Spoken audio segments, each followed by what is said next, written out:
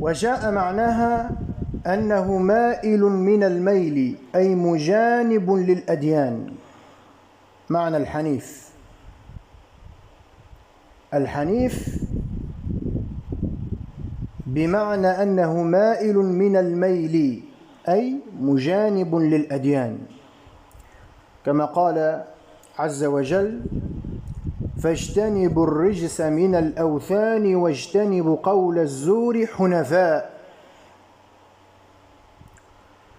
فلا يتم للحنيف استقامة على الطريق إلا بالاجتناب، ولذلك الحنيفية تجمع الاجتناب مع الاستقامة، كما قال عز وجل: إن الذين قالوا ربنا الله ثم استقاموا.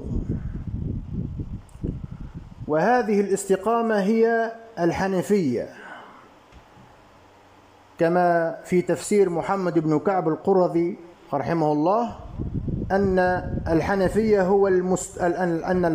هو المستقيم، الحنيف هو المستقيم. وقال مجاهد رحمه الله: الحنيف هو المتبع. ومنهم من ذهب أن معنى الحنيف المستقيم. وفي قوله تعالى: إن الدين عند الله الإسلام، في مصحف أبي بن كعب رضي الله عنه وأرضاه: إن الحنفية عند الله الإسلام، يعني الحنفية هي الدين عند الله. وكما في حديث العياض بن حمار: إني خلقت عبادي حنفاء مسلمين.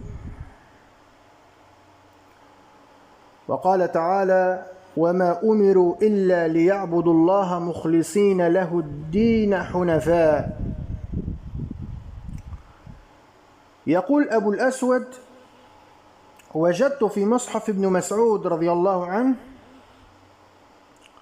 في قوله تعالى: وما أمروا إلا ليعبدوا الله مخلصين له الدين، أي في معنى له الدين حنفاء. قال: لا اليهودية ولا النصرانية ولا المشركة. الحنفية أو الحنيف هو المستقيم، كما تقدم في قوله تعالى: إن الذين قالوا ربنا الله ثم استقاموا.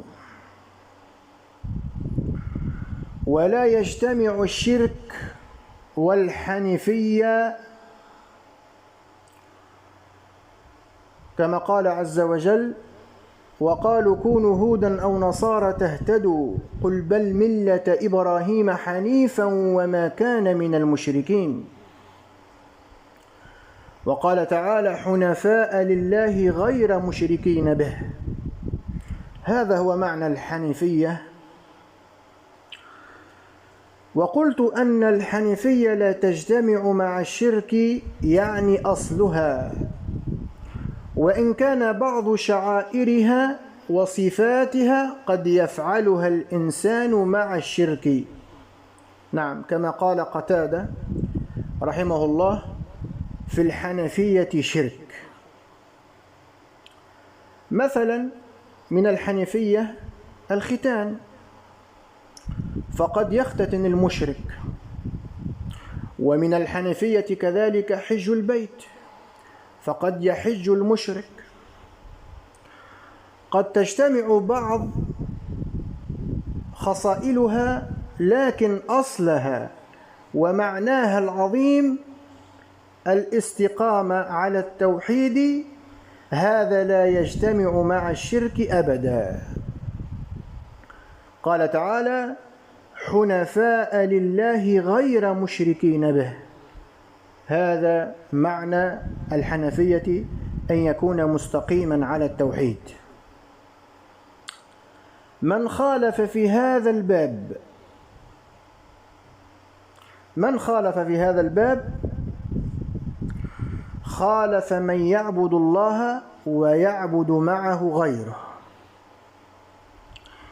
من يقول ربنا الله ثم يستغيث بالقبور والعياذ بالله، والذي يقول ربنا الله ويستعين بالصالحين ويذبح لهم ويتقرب لهم ونحو ذلك من أنواع العبادة التي أمر الله بها لله وحده لا شريك له.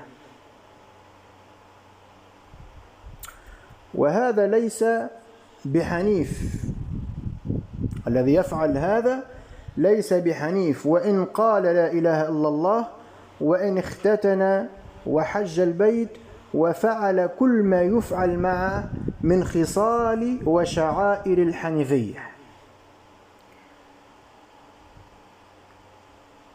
ليس بحنيف لأنه غير مستقيم على التوحيد، وعطل الاستقامة، وعطل أصل الاستقامة. نعم، عطل أصل الاستقامة على التوحيد.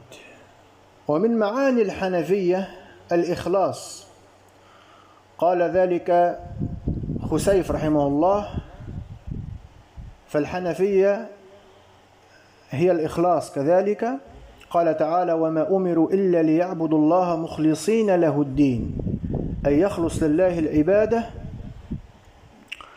الحنيف يخلص لله العبادة، فلا يسجد ولا يستغيث ولا يستعيذ ولا يذبح ولا ينظر إلا لله سبحانه وتعالى. فهذه هي الحنفية. سبحانك اللهم وبحمدك، أشهد أن لا إله إلا أنت، استغفرك وأتوب إليك.